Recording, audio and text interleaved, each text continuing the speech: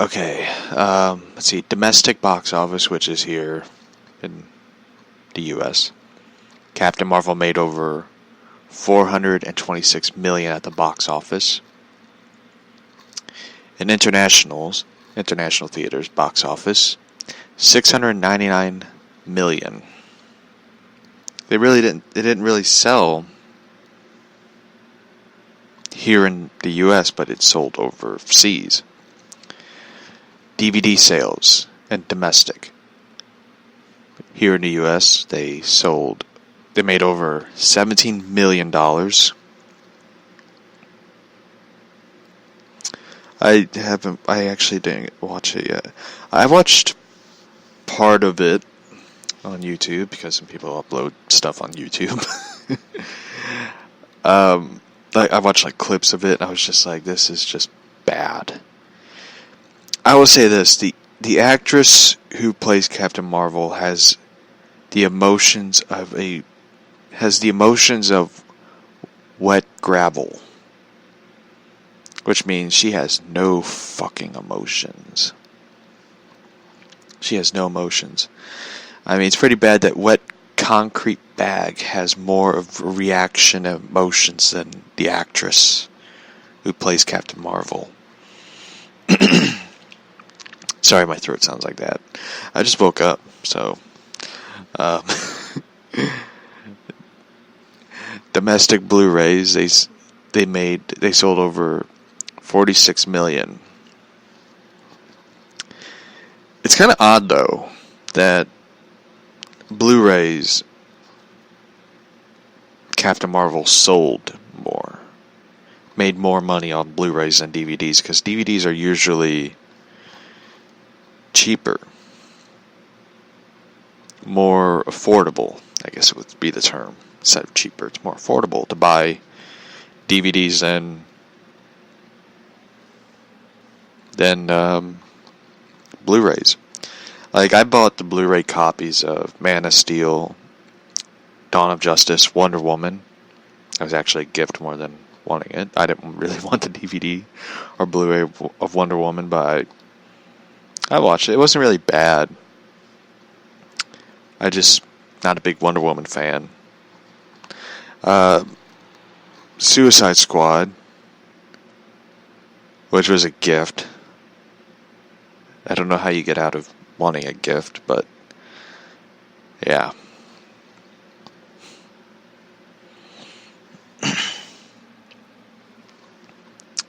So I tell you one thing, the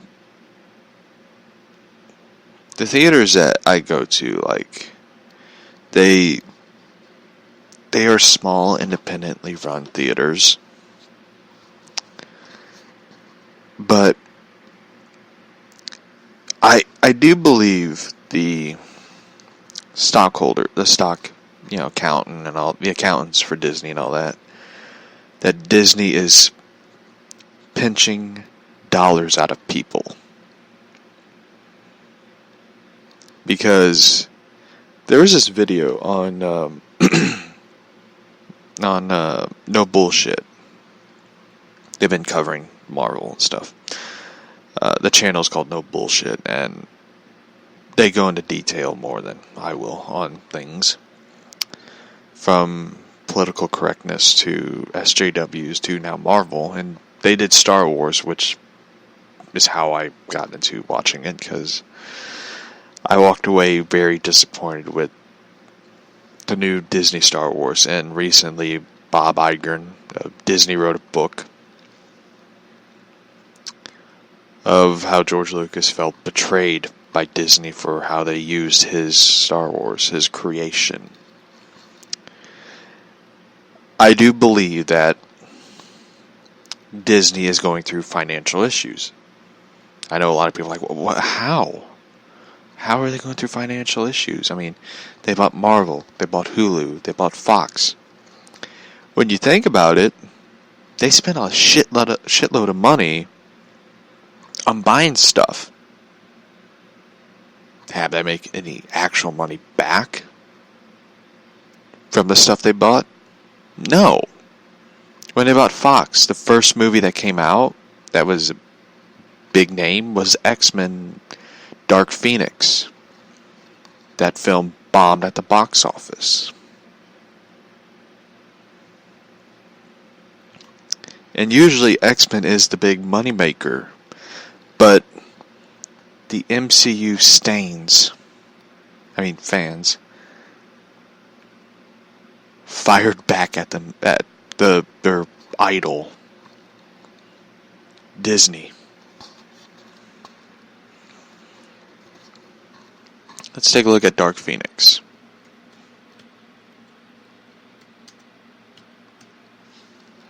And I love how they would go on like, Dark Phoenix was a box office bomb that made no money and everybody knew it because it wasn't with the MCU. Well, Disney just bought it. It bombed and it cost Disney money. So, big time. The budget for Dark Phoenix was $200 million, and the box office they made over $252.4 million.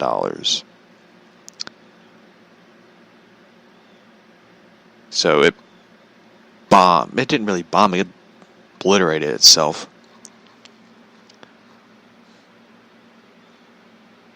So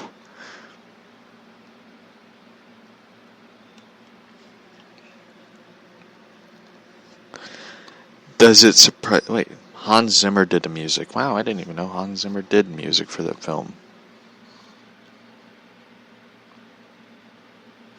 The thing that saddens me is that it was based on the John Burns The Dark Phoenix saga. Oh, Solo, yeah. Oh boy, Solo, that was... Ugh. That was one film I was not too... I remember when they announced it, I'm just like...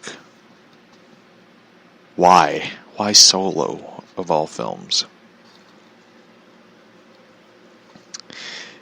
But the thing about it, about Dark Phoenix, is I didn't watch the... I remember watching X-Men First Class, and I really liked the movie First Class. I like the... Even though Kevin Bacon's in it, and I am not a big Kevin Bacon fan, but seeing him get killed was kind of like the most enjoyable part of the film. I was just like cheering. I was like, yes. Yeah, kill him. I don't like Kevin Bacon because he's kind of a douchebag. So,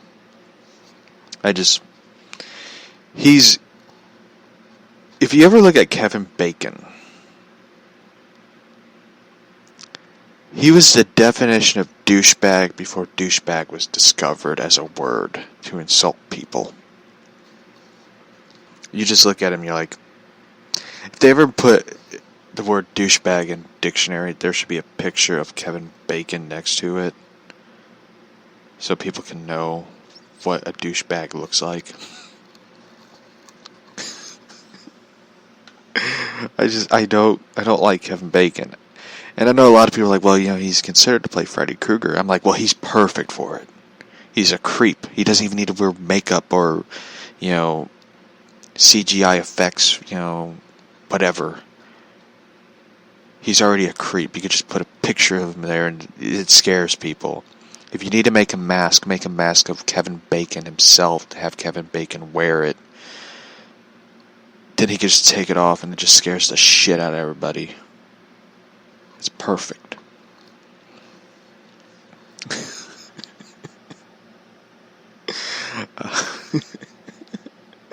I know it's kind of mean, but it's the truth. It's the truth right there. I am not a big Kevin Bacon fan, so I don't know what to tell you. The thing about it is interesting, what getting into Star Wars and stuff. Bob Iger, in his biography, I don't know which page it is, but someone pointed it out and made an article, and it's all over the geek news and all that, of saying George Lucas felt betrayed.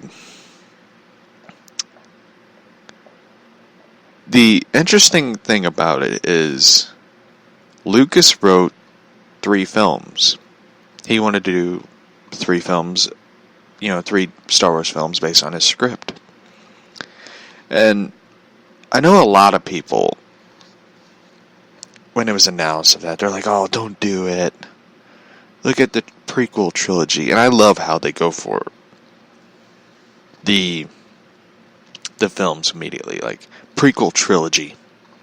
Like, that's like the first natural reaction back then. Now it's like, oh, it would have been interesting to see how Lucas's films would have done. I really like the prequel films. I love how they expanded more into the Star Wars universe. And for those who don't know, I am actually a Star Wars fan. Like, I'm not a big diehard like my dad is. My dad's a diehard Star Wars fan. And I remember he walked out of Force Awakens. Me and him saw Force Awakens. It was like before my birthday. We kind of saw it. And it was funny that we walked out of it and he was like, that's a rehashing of the other films. And he quickly picked up on it, which was I was like, yeah, it was kind of rehashing of the films. Oh, I ain't seen the next one. And when they announced the next one, we both saw the trailer and we're like, no. Because we kind of knew it was like, this is really shit. And it was interesting though, how they don't call the rebels in the film the rebels, but instead called them the resistance. It's kind of interesting. It's very interesting how they don't.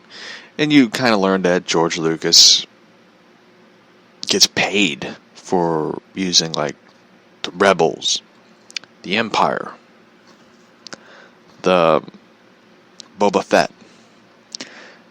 He gets paid for those things. And you kind of realize, oh, well, Disney, who just gave him $4 billion, doesn't want to pay him any more for using the terms and words that he created for his Star Wars films. And it's kind of disappointing how, for example, George Lucas was going to build a museum of his work in Chicago. And I've never been to Chicago. It's one place I would never want to go because you always hear shootings in Chicago and you're like, I don't want to go there. And you sort of look at it and you look at the city of St. Louis and you're like, how come Christopher Nolan didn't make both films of Batman in these cities? Because they kind of fit it. And anyway, Disney sort of put a stop to it because Lucas was going to put all his Star Wars stuff that he had in the museum, and Disney was like, we own those, you can't do that. Anyway, it was just really annoying because for me as a person who, I use the air quotes, creative, as a creative person, it is sad, though, that you cannot show your creations because some faceless billion-dollar company that uses a mouse as its image owns it.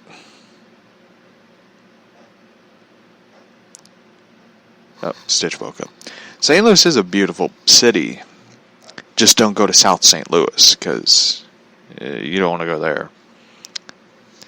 You go there, you won't come back. They shot a person and to steal his bike. That's pretty bad of a place to go to. I one time went over to Illinois because I took the wrong exit. And I was just like, I'm getting out of this place. What a shithole. I know someone in Illinois is like, fuck you.